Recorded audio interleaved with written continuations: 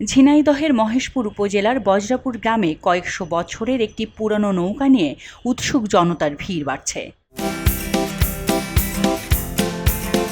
একাধিক গ্রামবাসী জানায়, বজ্রাপুর গ্রামের নজির আলীর ছেলে মনসের আলী ৮ মে বজ্রাপুর বাওড় থেকে ধান খেতে পানি দেওয়ার জন্য সেচ খাল খনন করছিলেন। খাল খুঁড়তে খুঁড়তে তার কোদালের মাথায় নৌকার কিছু অংশ উঠে আসে। এ খবর জানাজানি হলে গ্রামের মানুষ নৌকার সন্ধানে মাটি খনন করতে থাকেন। ৩ দিন ধরে খননের পর পুরো নৌকার আকৃতি খুঁজে পান। নৌকার প্রতিশব্দ হচ্ছে বজরা। এই গ্রামের নামও বজ্রাপুর। হয়তো কোনো এক সময় এই গ্রামের মানুষের চলাচলের একমাত্র সম্বল ছিল নৌকা। সেই নাম অনুসারে গ্রামটির নামকরণ করা হয়েছে বজ্রাপুর। জানা যায়, গ্রামের কৃষক মনসের আলীর জমিতে পাওয়া নৌকাটি বহুকালের পুরনো। কাঠগুলো পচে নষ্ট হয়ে গেছে, লম্বা কাঠগুলো কিছুটা ভালো আছে। মাটির ৪ ফুট নিচে এই নৌকাটি পাওয়া গেছে। ধারণা করা হচ্ছে নৌকাটি শাল কাঠে তৈরি। মাটি খুঁড়তে যেয়ে একটা নৌকা পাওয়া গিয়েছে, আমাদের জীবনে আমি দেখি আমরা এখন মাটি খুঁড়তে খুঁড়তে পেয়েছে, মাথা থেকে গিয়ে যাবে। এখন ডেঙা হয়ে যায়নি, এই পর্যন্ত পানি ছিল, এখন তো পানি নেই। তখন সেইভাবে ওরা পেয়েছে, খুঁজতে খুঁজতে দেখা যাচ্ছে হাইতে পড়লে সাপল মেরে সব মেরে দেখে এই পর্যন্ত মাথা আছে, পানির মধ্যে এখন মাথা আছে।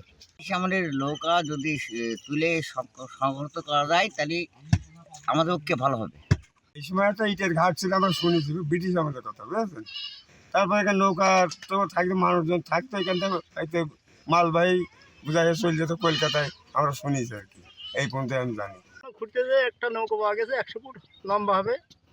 পূর্বপুরুষ আমলের নৌকাটা মনে হচ্ছে বজ্রাপুর। প্রত্নতত্ত্ব অধিদপ্তর খুলনা বিভাগের সহকারী পরিচালক মোহাম্মদ গোলাম ফেরদৌস এ বিষয়ে জানান, নৌকাগুলো দেখতে অনেক বড় এবং ৮০ ফুট লম্বা এবং আছে ২০ ফুট হচ্ছে চওড়া, ৪টে নৌকা। সেই সময় আমাদের এই বাংলাদেশে এই আমাদের বলুয়ারের বাওড়ের থেকে সাথে কলকাতার যোগাযোগ ছিল। সেই সময় কলকাতা থেকে মাল সামানে এখানে আসতো।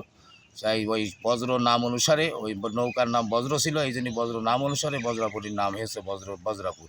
জানা যায়, খ্রিস্টীয় ১৯বিংশ শতাব্দীতে ভারতবর্ষে ইউরোপীয় এবং স্থানীয় ধর্মাঢ্য ব্যক্তিরা এই ধরনের নৌকা ব্যবহার করত নৌবিহারের জন্য। এ নৌকার ২/৩ জায়গা জুড়ে থাকত ঘুমানো বা বিশ্রামের কক্ষ। ঘরবাড়ির মতো এসব কক্ষে থাকত জানালা। সাধারণভাবে যাত্রীর ধারণ ক্ষমতা থাকত ১০ থেকে ১২ জন। এর ভেতরে মাঝি থাকত ৪ জন। রান্না ও অন্যান্য কাজের জন্য চাকর থাকত আরও ২ জন। এলো খবরের কাগজ, নিখাত, নির্ভীক, নিরপেক্ষ।